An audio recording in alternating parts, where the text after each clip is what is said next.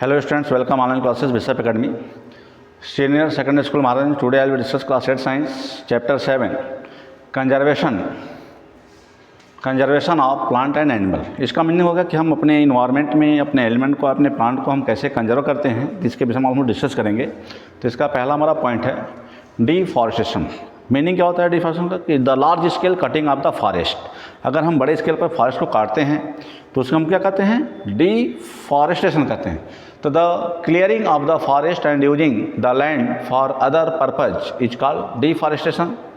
The causes of the deforestation are the, अब कह रहा है कि डिफॉरेस्टेशन के कॉजेज क्या हैं। तो पहला पॉइंट है producing the land for the cultivation. जैसे हमारी पॉपुलेशन बढ़ रहा है तो हमारी आबादी बढ़े तो हमको क्या चाहिए, हमारी रिक्वायरमेंट ऑफ फूड आइटम्स ज़्यादा हो रहे हैं, यानी खाद्यान्न की सामग्री हमको ज़्यादा चाहिए। तो हम जंगलों को काट करके उसको खाली फील्ड में कन्वर्ट करते हैं और फिर उसको हम कल्टीवेट करके एग्रीकल्चर लैंड के फॉर्म यूज करते हैं। दूसरा है building, housing and the factories. हमारी बिल्डिंग्स बन रहे हैं तो they are the need of the furniture की नीड है, डोमेस्टिक फ्यूल्स की नीड है, फिर फैक्ट्रीज के लिए कुछ रॉ मटेरियल की नीड है। तो that means the acquirement of the need for the building, housing and factories we are cutting the large scale of the forest.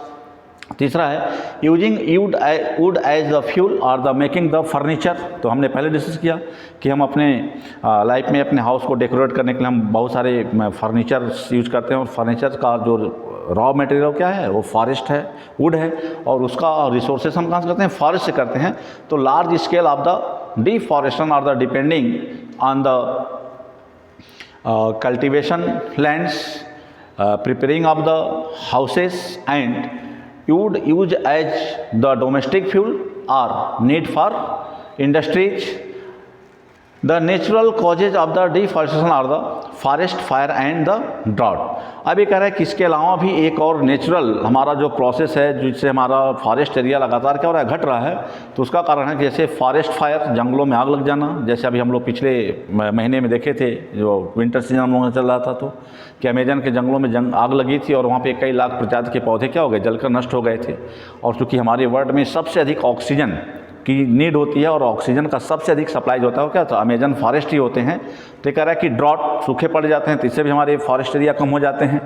तो drought and forest fire they are the natural phenomena by which the forest area भी continue decreases. अब यह है consequence of the deforestation.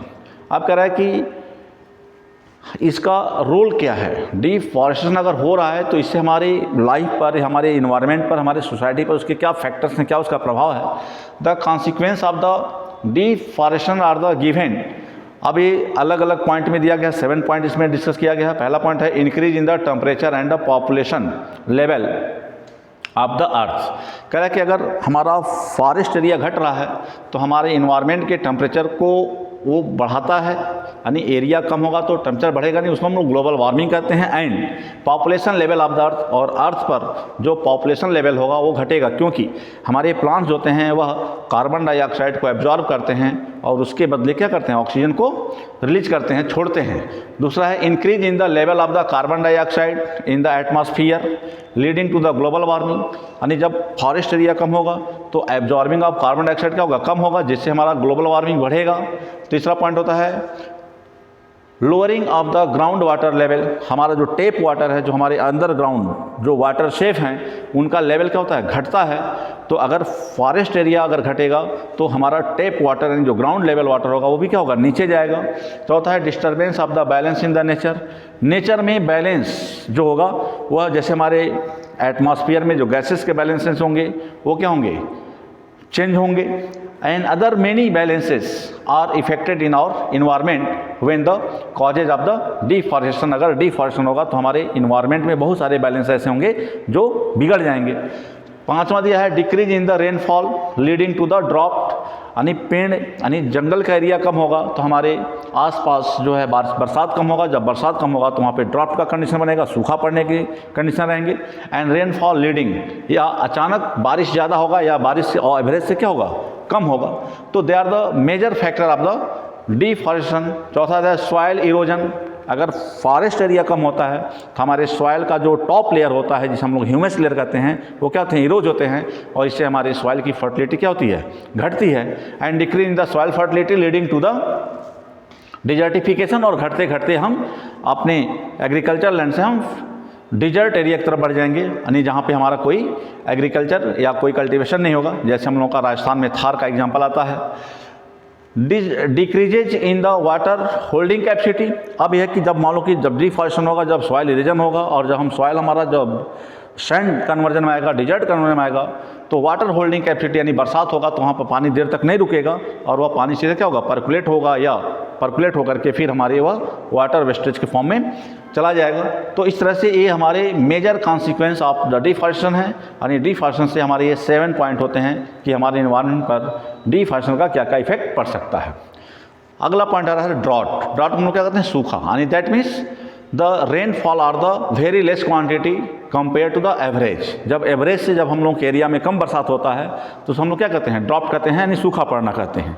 तो अभी बताया गया है कि जैसे कि कॉन्सिक्वेंस ऑफ द डिफॉरेस्टेशन में आया था कि जब हमारा फॉरेस्टेशन का एरिया कम होगा, यानी जब हम डिफॉरेस्टेशन पर करेंगे तो हमारे लोकल एरिया में क्या होगा, रेन कम होगा, बरसात कम होगा। जब बरसात कम होगा तो सूखे की स्थिति बनेगी, और सूखी जब स्थिति बनेगी तो क्या होता है, फसलें अपने आप सूख जाती हैं, क्योंकि हम आर्टिफिशियल इरिगेशन कितना कर सकते हैं, क्योंकि उस पर हमारा मैन्युफैक्चरिंग जो कास्ट आएगा प्रोडक्शन पे वो ज़्यादा होगा। तो ऐसा तो कोई बिजनेस करेगा नहीं कि पूंजी ज़्यादा लगाए और उसका पैदावार क्या हो, कम हो। तो कह रहा है कि fever trees would mean that the less carbon dioxide will be used up the resulting in this increasing amount in the atmosphere. This will lead to the global warming as the carbon dioxide trap the heat away reflected by the earth.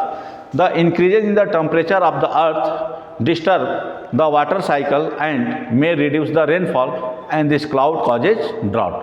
तो कह रहा है कि जब हमारे आज जब forest कम होते हैं तो जो क्लाउड फॉर्मेशन होता है तो उसमें रिफ्लेक्शन जो अर्थ से होता है वो क्या होता है, वह मेंटेनेंस नहीं हो पाता है। तो जिसके कारण हमारे एटमॉस्फेयर में कार्बन डाइऑक्साइड का लेवल बढ़ जाता है, और जब कार्बन डाइऑक्साइड का लेवल बढ़ता है तो उस प्रोसेस को कहते हैं ग्लोबल वार्मिंग कहते हैं। और ग्लोबल वार्मिंग केस में जो टेम्परेचर ऑफ अर्थ होता है वो डिस्टर्ब होता है, और जब ये टेम्परेचर डिस्टर्ब होते हैं तो जो हमारा रेन साइकिल होता है वो डिस्टर्ब होता है। और इस तरह से जब हमारे एरिया में एवरेज से कम बरसात होता है या नहीं के बराबर होता है तो उसके में कहते हैं क्या, कि सूखा पड़ गया, यानी ड्रॉट आ गया। And in this case the crops B damage, हमारे जो फसल होते हैं वो क्या होते हैं, डैमेज हो जाते हैं, यानी उसमें कोई पैदावार नहीं होता है, और उस कंडीशन को हम लोग क्या कहते हैं, ड्रॉट कहते हैं। Thank you student watching for this video. In the next video I discuss the some other points. Thank you.